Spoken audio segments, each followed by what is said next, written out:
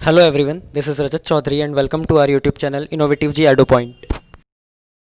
I hope आपने chapter 6 तक की सारी वीडियोस ऑब्जेक्टिव्स की देख ली होगी। अब हम आ जाते हैं चैप्टर 7, 8, 9, 10 दैट इज़ ये कंपनी है। पूरे शेयर्स वाले सारे चैप्टर्स और डिबेंचर्स वाले सारे चैप्टर्स में से जो ऑब्जेक्टिव्स बनते हैं उन्हें हम डिस्कस करने जा रहे हैं इसमें। तो चलिए स्टार्ट करते हैं बिना किसी टाइम को वेस्ट किए हुए। The biggest form of organisation का सबसे बड़ा फॉर्म क्या कहलाता है? हमारी कंपनी कहलाती है। ठीक है, ये ध्यान रखिएगा। उसके बाद बात करते हैं companies artificial person created by law, मतलब कंपनी जो है कृत्रिम व्यक्ति होता है जो कि कानून द्वारा बनाया जाता है। Third, total company of share is divided into small units are called total capital of company, मतलब जो किसी कंपनी का टोटल कैपिटल होता है, कुल पूंजी होती है, उनके छोटे छोटे टुकड़े जो होते हैं, स्मॉल यूनिट्स जो होते हैं, उन्हें हम क्या कहते हैं? शेयर कहते हैं। हिंदी में बोले तो अंश कहते हैं।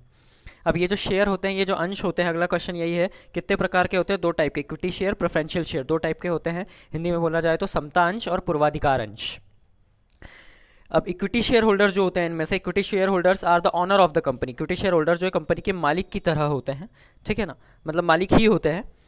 और इक्विटी शेयर होल्डर जो है ये इनको कभी भी फिक्स्ड रेट से डिविडेंड नहीं मिलता, लाभांश जो है इनको एक निश्चित दर से नहीं मिलता है, तो इसलिए इनको जो डिविडेंड मिलता है वो नो फिक्स्ड रेट बोला है यहाँ पे। ठीक है, मतलब इनको ध्यान रखिएगा कि ये रातों रात करोड़पति भी हो सकते हैं और रातों रात रोडपति भी हो सकते हैं, दोनों ही कंडीशन है इनके साथ में।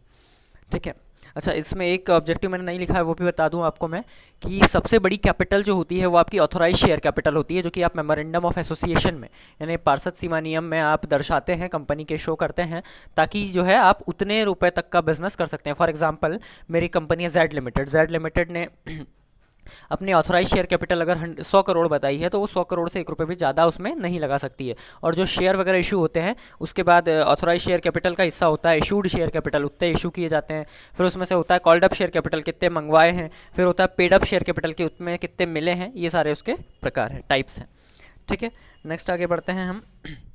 On liquidation equity shareholder get amount after preferential share. देखिए टोटल 9 पेमेंट्स होते हैं जब कंपनी डिसॉल्व होती है ना, और जब पेमेंट किया जाता है सभी लोगों को, तो सबसे लास्ट पेमेंट होता है इक्विटी शेयर होल्डर्स को, और ये जो है उससे जस्ट पहले होता है प्रेफरेंशियल शेयर होल्डर्स को। ये ध्यान रखिएगा, सबसे लास्ट होता है इक्विटी शेयर होल्डर को 9th नंबर पे, और 8th नंबर पे होता है हमारे प्रेफरेंशियल शेयर होल्डर्स को। और डिबेंचर होल्डर्स का बोला जाए तो डिबेंचर होल्डर्स को 5th नंबर का पेमेंट होता है।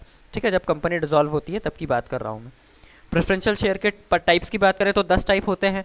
10 टाइप की मैं आपको बात बताऊं तो देखिए 5 टाइप है, और 5 का वो नॉन या एयर वगैरह लग जाता है, जैसे convertible preferential share, non convertible preferential share.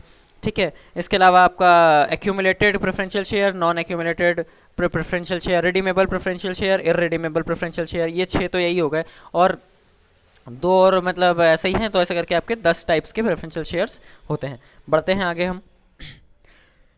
Those preferential share यानी कि ऐसे पूर्वाधिकार अंश जिसको हम इक्विटी शेयर में यानी कि समता अंश में परिवर्तित कर सकते हैं, कन्वर्ट कर सकते हैं, वो क्या कहलाते हैं? कन्वर्टिबल शेयर्स कहलाते हैं, और वो भी कन्वर्टिबल इक्विटी शेयर्स कहलाते हैं। ध्यान रखना, कन्वर्टिबल इक्विटी शेयर यानी कि समता अंश कहलाते हैं। Shares are the property of the company, company की प्रॉपर्टी होती है शेयर, क्योंकि ये आप इशू करके और सामने वाले जनता से जो है पैसा ले सकते हैं। नेक्स्ट बात करते हैं उस कंडीशन को, उस दशा को क्या कहते हैं जब एप्लीकेशन जो है, आवेदन, जितना आपने शेयर इशू किया है उससे ज़्यादा आ जाते हैं। मतलब मैंने 10,000 शेयर इशू किए और 11,000 एप्लीकेशन आ गई, तो उसको क्या बोलेंगे? उसे कहेंगे ओवर सब्सक्रिप्शन, अति अभिदान राशि। ठीक है, हिंदी में इसे बोलते हैं अति अभिदान राशि। नेक्स्ट हम बात करते हैं 12th objective, the condition of getting less application, मतलब हमने जितनी एप्लीकेशन दी उससे अगर कम एप्लीकेशन आती, मतलब हमने जितने शेयर इशू किए उससे अगर कम एप्लीकेशन आती है तो उसे कहते हैं अंडर सब्सक्रिप्शन। अंडर सब्सक्रिप्शन बोले तो अल्प अभिदान राशि, ये ध्यान रखिएगा। ठीक है, ओवर कंडीशन की आपको पता है कि ओवर कंडीशन के 2 टाइप के एडजस्टमेंट होते हैं, या तो क्या है एक्स्ट्रा पैसा जो है आपका ओवर सब्सक्रिप्शन, या तो वो रिफंड हो जाता है, या फिर उसे नेक्स्ट जो आपके एडजस्टमेंट्स होते हैं उनमें, मतलब नेक्स्ट जो आपकी इंस्टॉलमेंट्स होती है उनमें एडजस्ट कर लिया जाता है। ठीक है, अंडर सब्सक्रिप्शन की कंडीशन में आपको बता दूं इसमें के न्यूमेरिकल्स बहुत मिस्टेक्स होते हैं यूजुअली। आपको जैसे इस टाइप के क्वेश्चनों में क्या होता है, बहुत कंफ्यूज करते हैं। आपको बता दिया ऑथोराइज शेयर कैपिटल 1 करोड़, उसमें से आपने इशूड शेयर कैपिटल 10 लाख, उसमें से आपको बताया कि जो है आपका कॉल्ड अप शेयर कैपिटल, मतलब इशूड हमने क्या किया, 10 लाख शेयर को इशू किया, हमारी कैपिटल थी 1 करोड़, उसमें से जो है लोगों ने एप्लीकेशन जो है सिर्फ 9 लाख शेयर के लिए ही भेजी, तो हम क्या करेंगे, उस 9 लाख को ही मानते हुए पूरा सम करेंगे अंडर सब्सक्रिप्शन में। आप पता है कुछ लोग कंफ्यूज हो जाते हैं कि 1 करोड़ से सम करें, 10 लाख से करें या 9 लाख से करें, तो ऐसे में ध्यान रखिएगा अंडर सब्सक्रिप्शन की कंडीशन में आप सबसे लोएस्ट अमाउंट से सम करेंगे। नेक्स्ट बात करते हैं अपन amount of security premium can only be used to, देखिए जो आपका सिक्योरिटी प्रीमियम होता है ना, प्रीमियम जो होता है आपका, जो हम प्रॉफिट लेते हैं ना, जैसे हमारा 10 का शेयर है 12 में बेच दिया, 2 रुपये एक्स्ट्रा वाला, तो उसका यूज़ किस चीज़ के लिए होता है, तो कैपिटल लॉस को रिटर्न ऑफ करने के लिए। और मतलब इसका एक स्पेशली इंडिविजुअल एक आंसर है कि इसका पर्टिकुलर यूज़ किस किस चीज़ों के लिए होता है। सब चीज़ों के लिए नहीं होता है, जिसमें से नंबर 1 है कैपिटल लॉस को रिटर्न ऑफ करने के लिए, नंबर 2 है कि इससे प्रिलिमिनरी एक्सपेंसेस को कवर किया जाता है, नंबर 3 है कि आप इसमें discount on issue of share के लॉसेस को कवर कर सकते हैं, discount on issue of debenture के लॉसेस को कवर कर सकते हैं। ये सारी चीज़ों के लिए स्पेशली इसका यूज़ होता है। तो ये आपका वो पर्टिकुलर आंसर भी कवर हो गया इस ऑब्जेक्टिव के साथ साथ। अच्छा, the amount which has been called from shareholder but not has been received, मतलब ऐसा अमाउंट जो कि सामने वाले शेयर होल्डर से मांगा जा चुका है पर उसने अभी तक चुकाया नहीं है, उसे अपन क्या कहते हैं, उसे कहते हैं कॉल्स इन एरियर्स। हिंदी में इसको कहें तो वो अग्रिम याचना, तो कॉल्स इन एडवांस को कहते हैं, इसको कहते हैं कॉल्स इन एरियर्स को बकाया राशि कहते हैं वैसे तो हिंदी में, और मुझे वो वर्ड एकदम एग्जैक्टली हिंदी वाला याद आ नहीं रहा है, आप उसको थोड़ा सा देख लीजिएगा। कॉल्स इन एरियर्स को क्या कहते हैं, अ, बकाया राशि ऐसा ही कुछ कहते हैं। नेक्स्ट आगे बढ़ते हैं अपन, ये वाला मुझे हिंदी में याद नहीं आ रहा है तो आप इसको हिंदी में थोड़ा सा देख लीजिएगा। नेक्स्ट बात करते हैं amount which is not called from the share holder but received before being called, मतलब ऐसा अमाउंट जो कि आपने शेयर होल्डर से मांगा ही नहीं फिर भी मिल गया। फॉर एग्जांपल आपने अलॉटमेंट इंस्टॉलमेंट मांगी, यानी कि आपने आवंटन मांगा और फर्स्ट कॉल भी मिल गया, यानी प्रथम याचना भी आपको मिल गई, द्वितीय याचना भी मिल गई, ऐसी कंडीशन को हम कहते हैं कॉल्स इन एडवांस। ठीक है, और कॉल्स इन एडवांस को ही यहाँ पर इसका आंसर हो जाएगा, इसको हिंदी में कहते हैं अग्रिम याचना। ठीक है, हाँ, कॉल्स इन एरियर का याद आ गया मुझे, कॉल्स इन एरियर को कहते हैं अपशिष्ट याचना। अपशिष्ट याचना मतलब आपने जो पैसा मांगा वो नहीं मिला तो उसे अपशिष्ट याचना कहते हैं, और अगर आपका पैसा नहीं मांगा तो भी मिल गया, एडवांस में मिल गया, तो उसको बोलते हैं कॉल्स इन एडवांस। बढ़ते हैं आगे हम। जब भी document issued by the public company for selling the shares, मतलब जब भी कभी कोई कंपनी शेयर इशू करती है तो उसके लिए वो एक डॉक्यूमेंट निकालती है, उसे अपन कहते हैं प्रोस्पेक्टस। प्रोस्पेक्टस को भी हिंदी में क्या कहते हैं आप एक बार देख लीजिएगा, मुझे हिंदी में ये क्लियर नहीं है थोड़ा सा, प्रोस्पेक्टस कहते हैं। और अच्छा एक बात और ध्यान रखिएगा, थ्योरी पॉइंट ऑफ व्यू से आपको ये भी काम आएगी और ऑब्जेक्टिव के लिए भी, कि इन केस अगर कोई कंपनी प्रोस्पेक्टस इशू नहीं करती है तो फिर वो कौन सा डॉक्यूमेंट इशू करती है, तो वो इशू करती है डॉक्यूमेंट इन लाय ऑफ प्रोस्पेक्टस। ठीक है, ये ध्यान रखिएगा, मतलब प्रोस्पेक्टस के अभाव में लागू होने वाला जो है डॉक्यूमेंट या सर्टिफिकेट। नेक्स्ट आगे बात करते हैं the portion of capital which is called at the time of winding up of the company, मतलब ऐसा पूंजी का ऐसा हिस्सा, कैपिटल का ऐसा हिस्सा जो कि जब कंपनी क्लोज हो रही हो, वाइंड अप हो रही हो, उस समय पर कॉल किया जाता है, उसे हम कहते हैं रिजर्व कैपिटल, उसका यूज़ किया जाता है, उसे अपन कहते हैं रिजर्व कैपिटल, जो रिजर्व पड़ी थी हमारे पास में ऑलरेडी। ठीक है, ये चीज़ें क्लियर हो रही है आपको। आगे बढ़ते हैं, अब ये दोनों बहुत इंपॉर्टेंट ऑब्जेक्टिव है। Interest on calls in arrear, अगर कोई व्यक्ति कॉल्स इन एरियर करता है, अपशिष्ट याचना करता है, और वो व्यक्ति बाद में वो पैसा जो है बाद में चुकाता है, तो उस व्यक्ति को 10% पर एनम के हिसाब से पेनल्टी यानी कि ब्याज भरना पड़ता है, इंटरेस्ट भरना पड़ता है। वहीं अगर हम बात करें interest on calls in advance की, अगर कोई व्यक्ति हमें एडवांस में पैसा दे देता है और उस कंडीशन में हमें उसे यानी कि कंपनी को उसे 12% पर एनम के हिसाब से एडवांस देना होता है, अगर कोई रेट क्वेश्चन में गिवन ना हो तो, और रेट गिवन हो तो आपको उस हिसाब से करना है। ठीक है, अच्छा आगे बढ़ते हैं। कॉल्स इन आपका एरियर्स जो होता है, अपशिष्ट याचना, इसका हमेशा डेबिट बैलेंस होता है, और कॉल्स इन एडवांस जो होता है यानी कि अग्रिम याचना, इसका हमेशा क्रेडिट बैलेंस होता है, ये ध्यान रखिएगा। ठीक है, नेक्स्ट बात करते हैं deep discount debenture. Deep discount debenture को एक और नाम से जाना जाता है और इसका एक और नाम है जीरो कूपन रेट डिबेंचर। ठीक है, ये आपने डिबेंचर के टाइप्स में पढ़ा होगा। ठीक है, तो ये काफ़ी अच्छा ऑब्जेक्टिव्स है, एग्जाम में आने लायक है ये।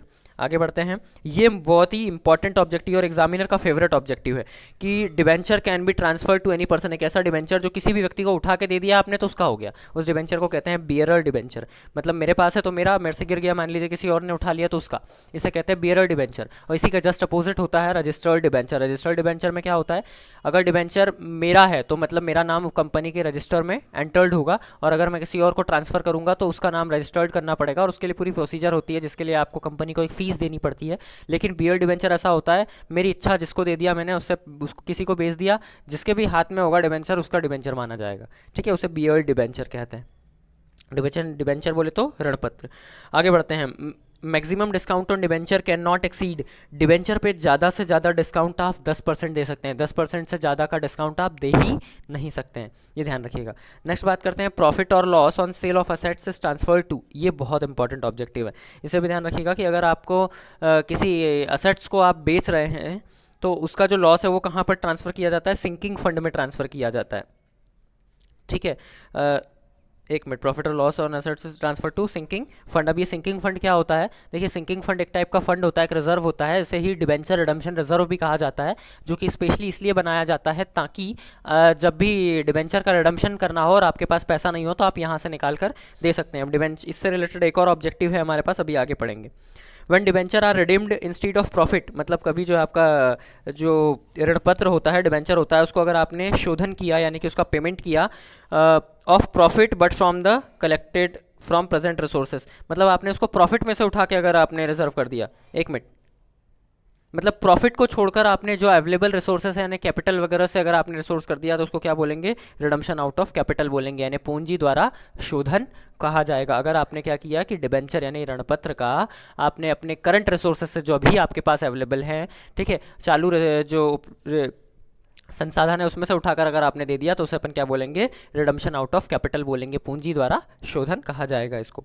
अभी मैंने डीआरआर के बारे में आपको बोला था कि क्वेश्चन ये आ गया है कि डीआरआर जो है वो कैसे बनाया जाता है। तो डीआरआर जो एक्यूमुलेटेड प्रॉफिट, आपका जो प्रॉफिट होता है उसका 25% आपको ट्रांसफर करना होता है, जो कि काय के लिए जाता है, इसका रिजर्व काय के लिए बनता है? डिबेंचर को रिडीम करने के लिए, डिबेंचर का रीपेमेंट करने के लिए। ठीक है, तो ध्यान रखिएगा कि डीआरआर या सिंकिंग फंड जो है इसमें हम 25% प्रॉफिट का हिस्सा ट्रांसफर कर देते हैं और इसको रिजर्व बनाकर रखते हैं ताकि जब हमें डिबेंचर का रिडम्पशन करना हो यानी ऋणपत्र का शोधन करना हो तब हमारे पास में वो पैसा हो और उससे हम उसे शोध कर सकें या पेमेंट रीपेमेंट कर सकें। आगे बात करते हैं उस कॉस्ट को क्या कहते हैं? When total cost is equal to total sales, मतलब मान लीजिए आपने 100 रुपये की चीज़ बनाई और 100 में बेच दी, विक्रय मूल्य भी उतना ही है और लागत मूल्य भी उतना है, तो ऐसे पॉइंट को कहते हैं ब्रेक इवन पॉइंट, सम विच्छेद बिंदु कहा जाता है हिंदी में इसे।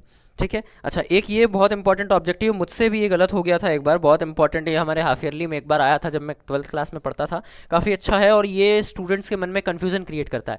डिबेंचर्स आर ऑलवेज सिक्योर्ड, जैसे ही ये ऑब्जेक्टिव आता है तो स्टूडेंट्स के मन में एक साइकोलॉजी होती है, मुझे भी यही कन्फ्यूजन हुआ था कि हमने पढ़ा है डिबेंचर में एक टाइप होता है अनसिक्योर्ड डिबेंचर, मतलब डिबेंचर हमेशा सिक्योर्ड तो नहीं होता होगा यार, गलत हो जाएगा ऐसा। ठीक है, पर ध्यान रखिएगा कि डिबेंचर आर ऑलवेज सिक्योर्ड, वो एक अनसिक्योर्ड टाइप होता है वो मैंने माना, पर डिबेंचर हमेशा सिक्योर्ड होता है, यानी ऋणपत्र हमेशा सुरक्षित होते हैं। क्यों? इसका रीज़न के सहित बताता हूँ मैं आपको। जब कंपनी का लिक्विडेशन होता है, कंपनी वाइंड अप होती है, कंपनी का समापन होता है, उस कंडीशन में 9 पेमेंट किए जाते हैं और उन 9 पेमेंट में से 5वें नंबर पे पेमेंट डिबेंचर को होता है, सबसे आखिरी पेमेंट होता है इक्विटी शेयर्स को, और 8वें नंबर पे होता है उससे पहले, मतलब इक्विटी शेयर से पहले प्रेफरेंशियल शेयर को। तो एक बात ध्यान रखिएगा, इन डिबेंचर होल्डर्स को एक स्पेशल राइट होता है फ्लोटिंग राइट्स, और इसकी वजह से अगर ये चाहें तो कंपनी के सारे पेमेंट को रुकवाकर अपने आप को फर्स्ट नंबर पे पेमेंट करवा सकते हैं, इसीलिए डिबेंचर ऑलवेज सिक्योर्ड होते हैं। तो ध्यान रखिएगा, debenture are always secured, true है ये, फॉल्स नहीं है।